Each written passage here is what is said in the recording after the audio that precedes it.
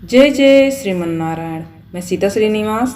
आज मैं आप सबको बताऊंगी महाशिवरात्रि के मौके पर शिव पार्वती के विवाह से जुड़ी कुछ रोचक बातें। तो चलिए शुरू करते हैं। महाशिवरात्रि मनाने के दो कारण बताए जाते हैं। पहला यह कि इस दिन भगवान शंकर की शादी हुई थी।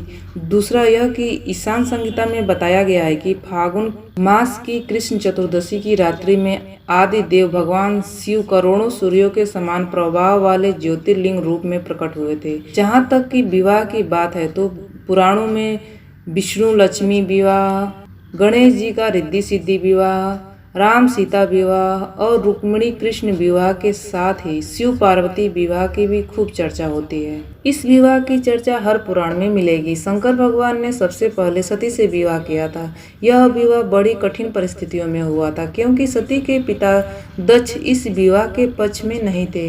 हालांकि उन्होंने अपने पिता ब्रह्मा के कहने पर सती का विवाह शंकर जी से करा दिया। राजा दक्ष द्वारा शंकर जी का अपमान करने के चलते सती माता ने यज्ञ में कूदकर दाह कर लिया। इसके बाद शिव जी घोर तपस्या में चले गए। सती ने बाद में हिमालय के यहाँ पार्वती के रूप में जन्म लिया। उस दौरान तारकासुर का आतंक था। उसका वध शिव पार्वती का पुत्र ही कर सकता था, ऐसा उसे वरदान मिला था क्योंकि शिव तो तपस्या में लीन थे।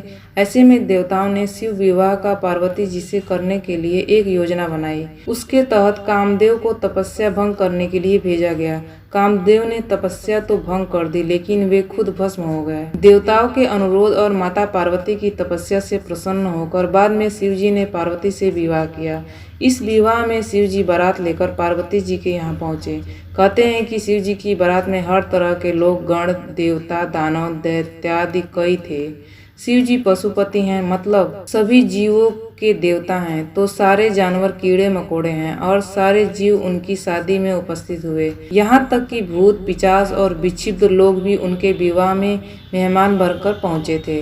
इस बारात को देखकर माता पार्वती की माँ डर गई और उन्होंने कहा कि वह अपनी बेटी का हाथ ऐसे दूल्हे के हाथ में नहीं सौंपेंगी। माता पार्वती ने स्थिति को बिगड़ते देखकर शिव जी से कहा कि वे हमारे रीति रिवाजों के अनुसार तैयार होकर आएं और उसके बाद ही उनकी शादी हुई। विवाह के दौरान वर वधू दोनों की वंशावली घोषित की जानी थी। एक राजा के लिए उसकी वंशावली सबसे अहम चीज होती है, उसके जीवन का गौरव होता है। तो पार्वती की वंशावली का बखान खूब धूमधाम से किया गया, परंतु जब शिव जी की वंशावली की बखान करने की बारी आई तो सभी चुप हो गए। बाद में नारद जी ने बात को संभाल लिया और शिव जी के गुणों का बखान किया। अब मैं इस वीडियो को यहीं समाप्त करती हूँ। ये जानकारी आपको कैसी लगी? इस तरह की जानकारियाँ पाने के लिए आप इस चैनल को सब्सक्राइब कर दीजिएगा। आपका दिन शुभ हो, आपका दिन मंगलमय हो, इसी आशा और विश्वास के साथ इस वीडियो को समाप्त करती हूँ। जय जय श्रीमन्नारायण।